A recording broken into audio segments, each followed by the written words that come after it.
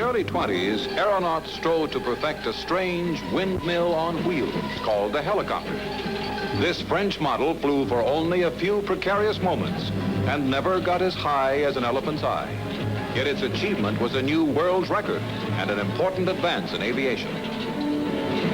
Pile for the wood, she's running wild. A pilot could easily lose his head if he ran in the wrong direction.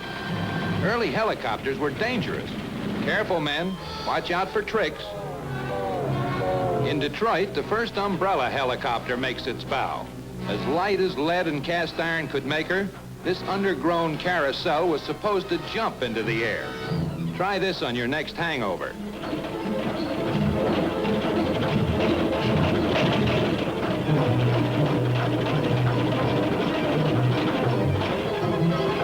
Back in France, there appeared a new kind of copter driven by a pair of oversized pinwheels. This aerial bucking bronco had the stability of an intoxicated chorus girl and required a ground crew skilled in the 100-yard dash.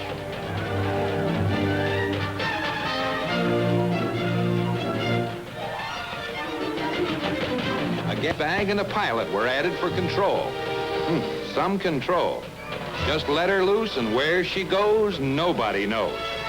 They called her the Flying Sausage, but to that perspiring ground crew, she was just a lot of baloney. This is how they got air sick back in 1921.